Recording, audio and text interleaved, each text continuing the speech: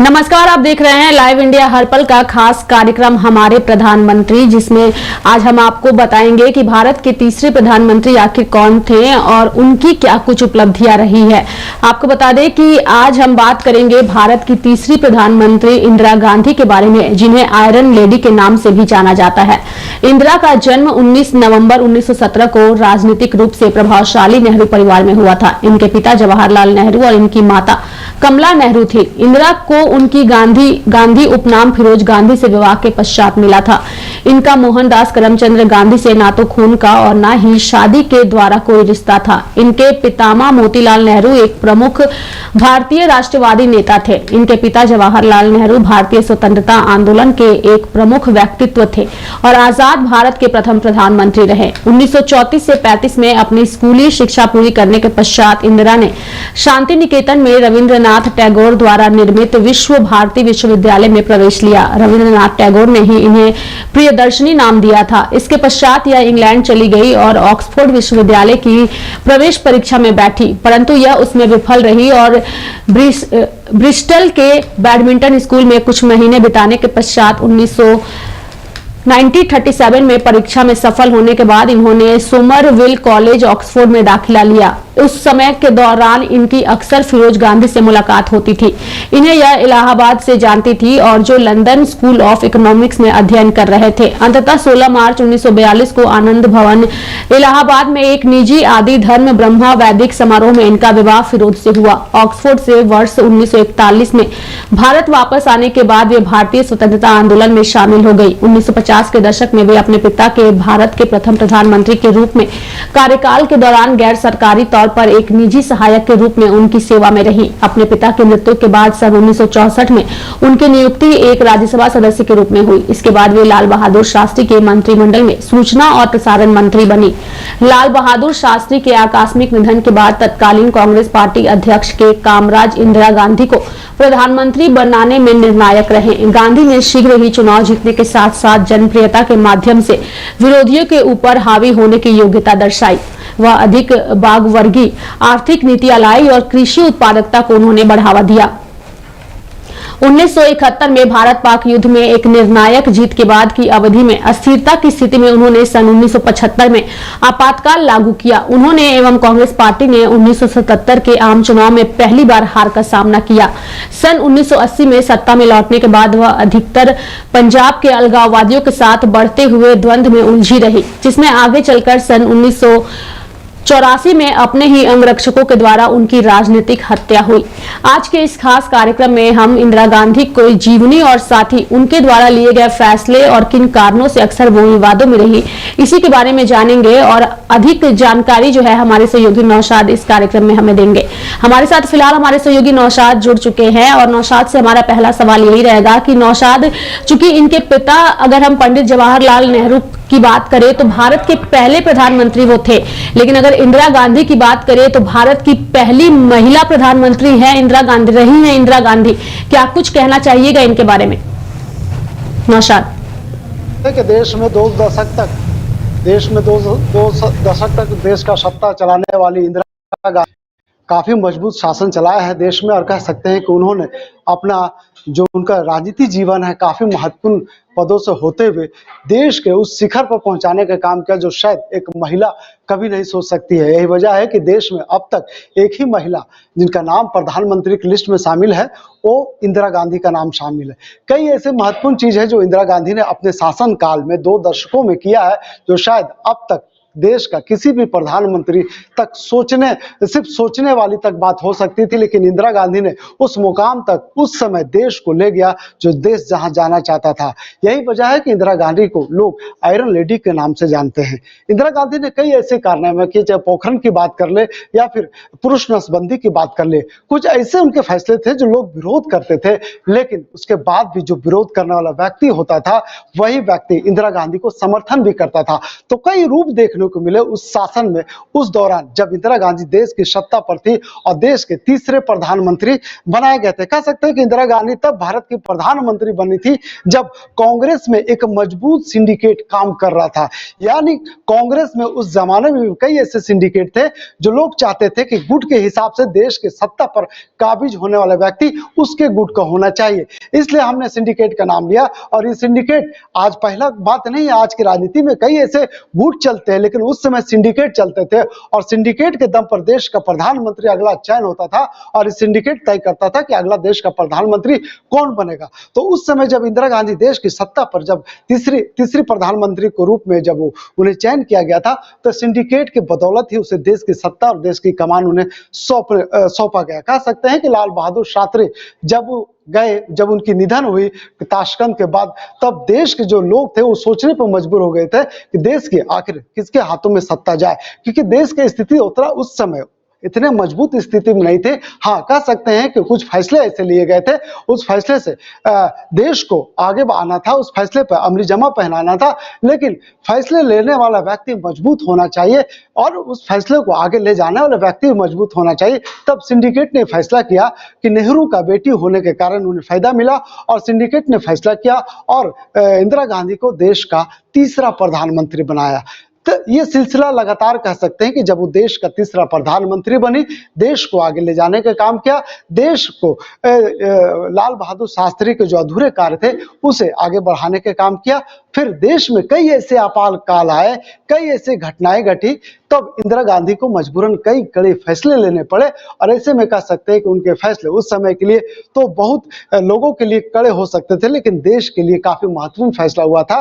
और उन फैसलों पर जब इंदिरा गांधी ने उस नीति के तहत जब आगे काम करना शुरू कर दिया, तो कह सकते हैं कि उनके काम को लेकर लोग एक सिंडिकेट कहीं उनके समर्थन में खड़े होते नजर आते थे, तो दूसरा सिंडिकेट उसे विरोध करते थे। लेकिन इंदिरा गांधी की इन चीजों से कोई फर्क नहीं पड़ता था, क्योंकि अगर एक टर्म इंदिरा गांधी अच्छे शासन की तो फिर दूसरे टर्म में लोग उसे चुनना पसंद किया, क्योंकि देश की जनता उनके कार्यशैली से काफी खुश नजर आ रहे थे। और हमने बात किया था 1971 में पोखरण की, जब पोखरण का उपयोग इसलिए हम कर रहे हैं कि पोखरण का जब उन्होंने आविष्कार, जब देश की जब वैज्ञानिकों ने उस समय अपने उस जमाने में जब परमाणु का बनाया था, तो निरीक्षण करने के लिए कोई जगह नहीं था, तो इंदिरा गांधी ने उस समय पोखरण का चयन किया था और पोखरण में वहां पे परमाणु का निरीक्षण हुआ था। तो उस समय भी लोग विरोध कर रहे थे, जबकि निरीक्षण के समय कह सकते हैं कि उसके टेस्टिंग के लिए बालूनुमा एक जगह होना चाहिए और इससे सबसे अच्छा विकल्प अगर देश में कहीं है तो राजस्थान का इलाका है और पोखरण भी राजस्थान में पड़ता है। तो कई ऐसे महत्वपूर्ण फैसले लिए गए थे जो देश के लिए और देश के वासियों के लिए काफी महत्वपूर्ण माना जाता है। रेखा, कई ऐसे फैसले उन्होंने लिए नौशाद जो देश के लिए काफी महत्वपूर्ण था, लेकिन इंदिरा गांधी ने ही 1975 में उन्हीं के शासनकाल के दौरान देश ने आपातकाल जैसे नजारे भी देखे हैं। मैं चाहूंगी कि आपातकाल के बारे में आप दर्शकों को बताइए और उस दौरान किस तरीके का माहौल देश में था, एक बार उस पर भी आप ध्यान आकृष्ट करवाइए। नौशाद, देखिए, कह सकते हैं कि आपातकाल की स्थिति काफी दयनीय स्थिति होती है और जब कुछ देश का राजा, कोई देश का शासक तब लेते हैं जब उन्हें लगता है कि आपातकाल लेना चाहिए। आपातकाल कोई अपने मन गढ़ंत की कहानियां नहीं है कि हम फैसला लिया और कर लिए। कोई घर इंदिरा गांधी कोई घर की शासक नहीं थी, कोई घर नहीं चला रही थी, बल्कि देश चला रहे थे। और ऐसे में कह सकते हैं कि उनके फैसले कड़े हो सकते हैं। आपातकाल जिस स्थिति में लिया गया था, देश पता है अगर देश में अभी बुजुर्ग व्यक्ति, अगर कोई 90 या 105 साल के व्यक्ति जो होंगे, 80 साल के जो बुजुर्ग होगा, उन्हें पता है कि उस समय जब आपातकाल की स्थिति उत्पन्न हुई थी देश में, उसका पीछे कारण क्या था। निश्चित तौर पे कह सकते हैं कि जो आज भी जो गांधी के जो विरोधी हैं, आज भी उस आपातकाल को काला दिवस के रूप में मनाते हैं। और कई ऐसे खबरें आपने देखी मीडिया के माध्यम से, विपक्ष की बात करें तो आज भी उस आपातकाल को याद करते हुए काला अध्याय बताती है। तो ठीक है, हम जानते हैं कि देश का प्रधानमंत्री होने के नाते उन्हें कैबिनेट से फैसला लेना चाहिए। अपने सभी जो मंत्री, जो सांसद थे, सभी को सर्वदलीय बैठक बुलाना चाहिए और अगर सर्वदलीय बैठक नहीं बुलाते तो कम से कम मंत्रिमंडल में जो बातें होनी थी वो गांधी को रखना चाहिए था इंदिरा गांधी को। फिलहाल वो रखना उचित नहीं समझे। उन्हें लगा कि हम इतने परिपूर्ण हैं, इतने मजबूत हैं, अगर हम इन बातों को ले लेते हैं तो देश मान लेगी। और यही वजह है कि जब उन्होंने देश में आपातकाल का घोषणा किया तो पूरा देश उसके विरुद्ध हो गए, पूरा देश अलग थलग पड़ गई। और उस समय कहीं ना कहीं उसके विरोध में स्वर उठने लगे। देश में एक नारा भी चलने लगा था कि इंदिरा हटाओ देश बचाओ। तो ऐसे तमाम नारे उस समय उस जमाने में गूंजने लगे थे और कहीं ना कहीं उसका स्वर पूरे देश के साथ साथ विदेशों में भी सुनने को मिलता था। मौलिक अधिकार जो है वो छीन लिए गए थे नौशाद। विपक्ष के नेताओं को जेल में डाल दिया गया था, जिसमें कई सारे नेता हैं जिनके नाम है, चाहे वो अटल बिहारी वाजपेयी हो, लाल कृष्ण आडवाणी हो, जॉर्ज फर्नांडिस हो। इन तमाम नेताओं को रातों रात जेल में डाल दिया गया था। लोगों से उनके मौलिक अधिकार छीन लिए गए थे और यही इसी का परिणाम रहा कि कांग्रेस पार्टी ने 1977 के आम चुनाव में पहली बार हार का भी सामना किया था अपने इसी फैसले की वजह से। नौशाद, निश्चित तौर पर हम लोग विरोध कर रहे थे, विरोध का स्वर पूरा देश में दिखाई पड़ रहा था, पूरा सुनाई पड़ रहा था। और उस समय जमाने में कह सकते हैं कि अटल बिहारी वाजपेयी एक युवा राजनेता के रूप में उभरे हुए थे। और उस जमाने में जब इसका इंदिरा गांधी ने जब ये घोषणा किया तो विरोध किए, क्योंकि उन्हें जेल भी जाना पड़ा था इस आंदोलन को। जब अटल बिहारी वाजपेयी ने जब आपातकाल की स्थिति को लेकर जब विरोध किया था, जब विरोध के लिए उन्होंने आंदोलन शुरू किए थे, तो उन्हें जेल भी जाना पड़ा था। और कह सकते हैं कि उस जमाने में इंदिरा गांधी ने कई ऐसे फैसले लिए थे कि निर्दोषों को भी जेल में भेजने का काम किया था। तो आपातकाल स्थिति ऐसी हो गई थी, शायद इंदिरा के लिए तो अच्छा हो सकता था क्योंकि उन्हें कैबिनेट में रहना था, उन्हें कैबिनेट के फैसले को अपने मर्जी से चलाना था। और ये फैसला तब ली थी जब कैबिनेट में इस तरह का प्रस्ताव पारित नहीं किए गए थे। तो ऐसे में कह सकते हैं कि आपातकाल की स्थिति इंदिरा गांधी के लिए तो अच्छा था, इंदिरा गांधी का अपना फैसला हो सकता है, कैबिनेट का फैसला नहीं था। लेकिन इस फैसले के जब विरोध में जब लोग सड़कों पर उतर के प्रदर्शन कर रहे थे, जगह जगह पर धरने और प्रदर्शन किए जा रहे थे, तो ऐसे स्थिति में कह सकते हैं कि उस जमाने में अटल बिहारी जैसे लोग जब इंदिरा गांधी का विरोध करते हुए नजर आए तो उन्हें जेल में डालने का भी काम किया गया था। इसलिए कहते हैं कि उस आपातकाल स्थिति को बीजेपी बहुत अच्छे से याद रखती है। और जब भी आपातकाल का डेट आता है, दिन आता है, तो पूरा बीजेपी पूरे देश में एक काला अध्याय के रूप में मनाने का काम करती है। रेखा, बिल्कुल, इंदिरा गांधी को लेकर के काफी देश में विरोध था नौशाद। चूंकि हम अगर 1980 के दशक की बात करें तो सत्ता में लौटने के बाद वो अधिकतर पंजाब के अलगाववादियों के साथ बढ़ते हुए द्वंद्व में उलझी रही और इसी का नतीजा रहा कि 1984 में उन्हीं के अंगरक्षकों ने उनकी राजनीतिक हत्या कर दी। नौशाद जी, जग जाहिर है कि इंदिरा गांधी की हत्या हुई उन लोगों ने किया। 1984 में जब उनकी हत्या हुई थी तो पूरा देश में हाहाकार मच गया था। और कह सकते हैं कि ये गुट जब हत्या कर दी गई थी तो आपने देखा था कि किस तरह से पूरे देश में जब हत्या के बाद यानी जो माहौल था काफी भयावह स्थिति उत्पन्न हो गई थी। लोग एक दूसरे के दुकानों को लूटने लगे थे और इसमें कई लोग लूट का शिकार हुए थे। आपने देखा कि 84 का दंगा का अभी हाल में ही सुप्रीम कोर्ट फैसला आया है और इस फैसले में किन किन लोग दोषी करार किए गए ये अभी हाल में ही, एक साल पहले ही इस पे सुप्रीम कोर्ट ने फैसला सुना। तो ऐसे तमाम चीजें थे क्योंकि हत्या जब हुई थी इंदिरा गांधी को, उस हत्या के बाद देश ने ऐसे दौर देखा, ऐसे जुल्म देखी, तो शायद गृह युद्ध जैसा उत्पन्न हो गया था। लोग एक दूसरे को दुश्मन मानने लगे थे, एक दूसरे को लोग यहाँ पे दुश्मन समझने लगे थे, चाहे वो उनका भाई क्यों ना हो। निश्चित तौर पे कह सकते थे कि इसमें पंजाब जैसे क्षेत्र और दिल्ली के पंजाब के इलाके कुछ ऐसे हैं जहां पे लोग ज्यादा नुकसान हुए थे इस घटना के बाद। और कहीं ना कहीं पूरा देश पूरा देश में इस तरह की घटनाएं आम हो गई थी। लोग एक दूसरे के खिलाफ हो गए थे, दुकानें जलाए गए थे, लूटे गए थे। तो तमाम ऐसे चीजें हैं जो इस घटना के बाद लोग याद कर रहे हैं। और 84 क्योंकि देश का प्रधानमंत्री था और देश को प्रधानमंत्री को इस तरह का शिकार नहीं बनाना चाहिए था, इस तरह का उन्हें हत्या नहीं करनी चाहिए थी। और कह सकते हैं कि अगर जिन्होंने भी किया था उसे सजा तो मिली है, लेकिन देश में जो स्थिति उत्पन्न हो गए थे लोग इस समय कहरा रहे थे, क्योंकि देश का प्रधानमंत्री, वो प्रधानमंत्री की हत्या हुई थी जो 2 दशक तक देश का शासन किया था, देश को आगे बढ़ाने का काम किया था। आयरन लेडी के नाम इसलिए कहा जाता है कि कड़े फैसले लेते थे और उस फैसले पर अटल होती थी, और इसलिए उन्होंने लोग उसे आयरन लेडी के नाम से जाना किया करते थे। और उनके फैसले शायद देश हित में बाद में अच्छा लोग समझने लगे थे, लेकिन तत्काल जिस समय वो फैसला ले लेती थी उस समय देश की स्थिति उत्पन्न अच्छी नहीं थी। और यही वजह है कि कभी कभी इंदिरा के फैसले को लोग सड़क पर उतर कर विरोध करते थे। जी रेखा। बिल्कुल नौशाद, चूंकि हमने आपातकाल का जिक्र किया और साथ ही उनके अंगरक्षकों के द्वारा उनकी हत्या कर दी गई थी, इसका जिक्र किया, लेकिन एक जिक्र करना और भी जरूरी हो जाता है जो कि आज भी पाकिस्तान को टीस की तरह हर दिन याद रहता है। इंदिरा गांधी के ही जो फैसले रहे हैं और जो उनके मिशन रहे हैं, जिसकी बदौलत पाकिस्तान के 2 टुकड़े हुए नौशाद, और पाकिस्तान और बांग्लादेश जो है वो 2 अलग अलग देश बने। इसका श्रेय जो है वो इंदिरा गांधी को ही जाता है। निश्चित रूप से कह सकते हैं 1971 की लड़ाई के बाद जब इंदिरा गांधी ने समर्थन किया तो पूर्वी पाकिस्तान को, तो शायद दक्षिणी पाकिस्तान के जो लोग थे जो अभी पाकिस्तान में है, और पूर्वी पाकिस्तान हम उसे कहते हैं जो अभी बांग्लादेश में है, तब विरोध कर दिया था और कह रहे थे कि देश में अगर इस तरह का फैसला इंदिरा गांधी ले लेती है तो देश तोड़ने का काम कर रहे। जिन्ना ने क्या किया था, देश को उन्होंने नहीं तोड़ा, देश के लोगों को उन्होंने तोड़ा और खुद को कायदे आजम बन करके पाकिस्तान का एक बड़े राजनेता के रूप में उन्होंने घोषित किया था खुद को, अपने आप को। तो ऐसे में कह सकते हैं कि अगर इंदिरा गांधी ने देश में उन 1971 की लड़ाई के बाद जो उन्होंने घोषणा किया था, क्यों किया था? क्योंकि ये पाकिस्तान जो पूर्वी पाकिस्तान है, उन्हें अपने नागरिक नहीं समझते थे, इन्हें अपने लोग नहीं मानते थे, भूखे स्थिति उत्पन्न हो गई थी और भारत जैसे पड़ोसी राज्य, पड़ोसी देश उस समय में इन्हें खाने तक पहुंचाया करते थे।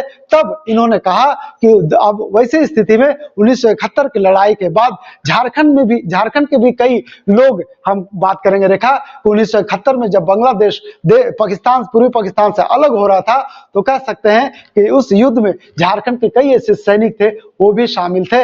आपने देखा कि जब जो लोग विरोध किया 1971 में बांग्लादेश को लेकर के, उन पाकिस्तानियों ने उन लोगों को अपने देश में जेल में डालने का काम किया, और जो लोग समर्थन में खड़े थे उस समय में भारत के लोगों ने उसे माला पहनाकर स्वागत करने का काम किया गया था। क्यों? क्योंकि जान पता था कि ये एक ऐसे देश का निर्माण हो रहा है, ये देश स्वतंत्र देश होगा, ये देश अपने इच्छा से जीने वाला देश होगा और अपने इच्छा से चलने वाला देश होगा। आज उस देश की महिला शेख हसीना उस देश की प्रधानमंत्री है, एक महिला है।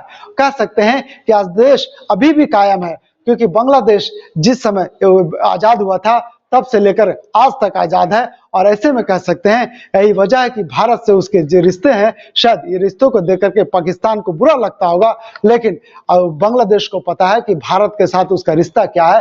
भारत के साथ आज भी वो रिश्ता कायम है। आज भी वही रिश्ता है जो 1971 के बाद जो रिश्ता कायम था, आज भी वही रिश्ता है। आज भी इंडिया के लोग बांग्लादेश जाते हैं, आज भी बांग्लादेश के लोग भारत आते हैं। भारत से अब बांग्लादेश के साथ कभी युद्ध नहीं हुआ, कभी विरोध नहीं हुआ, कभी विरोध के सवर नहीं फेंके। आज भी अगर पाकिस्तानी खिलाड़ी भारत में उसे खेलना पर प्रतिबंध है, लेकिन बांग्लादेश के खिलाड़ी को भारत में खेलने पर कोई प्रतिबंध नहीं है। तो ऐसे तमाम फैसले हैं इंदिरा गांधी के। 1971 की बात का आपने जिक्र किया, 1971 में पाकिस्तान को उन्होंने निर्माण किया, पूर्वी पाकिस्तान को, और उसका नाम बांग्लादेश रखाया। आज जो स्वतंत्र देश बांग्लादेश अभी भी कायम है। रेखा। बिल्कुल नौशाद, चलते चलते एक आखिरी सवाल मेरा यही रहेगा, क्योंकि हमने कई सारे चीजों पर बातचीत की, तो ऐसे में अगर हम ऑपरेशन ब्लू स्टार पर बात ना करें तो थोड़ी सी बेमानी हो जाएगी, क्योंकि जब भी इंदिरा गांधी का जिक्र होता है लोग इस पर भी चर्चा करते हैं। और पंजाबियों के लिए अलग देश जो है वो बनाने की मांग जो की जा रही थी खालिस्तान के नाम से, और इसी का नतीजा रहा है कि इंदिरा गांधी की जो हत्या भी हुई थी।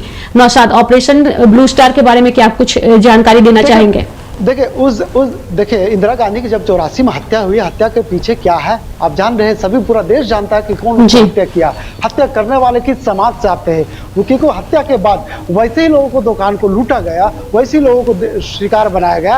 आज अगर चांदनी चौक दिल्ली की बात करें, चांदनी चौक वहां पे सिखों की पूरी दुकान को जला दिया गया था और जगह जगह पे हम कह सकते हैं कि तमाम जो उस समुदाय से जो लोग आते थे उनके दुकानों को लूटने का प्रयास किया गया। तो कह सकते हैं कि खालिस्तानी इसलिए खालिस्तानी क्योंकि देश को उन्होंने तोड़ने का काम किया, देश की एकता को, देश की अखंडता को उन्हें विखंडित करने का काम किया। क्योंकि देश का ये नियम नहीं है कि आप जिस देश का खाते हैं उस देश का गुण गाना होगा, आपको उस देश की राजनीति के परिवेश में आपको जीना पड़ेगा। उस देश के अगर कोई देश का प्रधानमंत्री अगर फैसला लेता है तो उस फैसला को सम्मान करना पड़ेगा।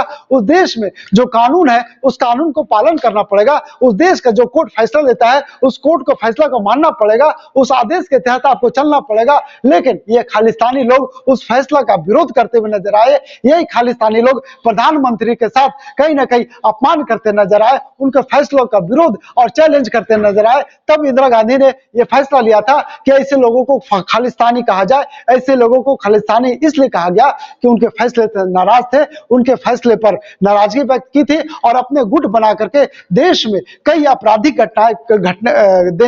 घटनाक्रम करने का अंजाम किया था। और लास्ट में जब उन्हें लगा कि ये कहीं ना कहीं बड़े रूप ले सकती है, बड़े कह सकते हैं कि उस समाज को लेकर के, पंजाब को लेकर के जो इनकी डिमांड थी पूरा नहीं कर सकते, तब उन्होंने एक षड्यंत्र रचा और षड्यंत्र के तहत देश के प्रधानमंत्री को अंत में उसे हत्या करने पड़ा। और तब आज तक देश उस हत्या को मार्मिक हत्या के रूप में जाना जाता है। आज भी लोग इंदिरा गांधी के कह सकते हैं कि श्रद्धा सुमन जब उनकी समय आते हैं तो लोग श्रद्धा सुमन मनाते हैं। देश के जितने भी जो महापुरुष गुजर चुके हैं देश के लिए, जिन्होंने भी जो काम किया, और सभी के लोग समय समय पर याद करते हैं, उनकी पुण्यतिथि मनाते हैं। ब्लू स्टार के बदले ही मकसद से ही उनकी हत्या भी की गई थी और इसी वजह से जो है वो उनकी हत्या हुई थी और उनके अंगरक्षकों ने ही उनकी हत्या कर दी थी। धन्यवाद नौशाद हमारे साथ जुड़ने के लिए और तमाम जानकारियां देने के लिए। तो हमारे प्रधानमंत्री कार्यक्रम में आज हमने बात की है इंदिरा गांधी को लेकर, चूंकि भारत की तीसरी प्रधानमंत्री रही हैं और पहली ऐसी महिला रही हैं जो कि भारत की तीसरी महिला प्रधानमंत्री रही हैं और आज भी इन्हें आयरन लेडी के नाम से पूरा देश न केवल याद करता है बल्कि इनके किए गए कार्य और साथ ही जो फैसले इनके देश के हित में नहीं थे उन्हें लेकर भी इन्हें याद करते हैं। तो हमने कोशिश की हमारे प्रधानमंत्री कार्यक्रम में आज आपको इंदिरा गांधी के बारे में बताने की। आगे भी हम आपको हमारे देश के तमाम प्रधानमंत्रियों के बारे में बताते रहेंगे। तो मेरे साथ फिलहाल इस बुलेटिन में इतना ही। आप देखते रहिए लाइव इंडिया हर पल। नमस्कार।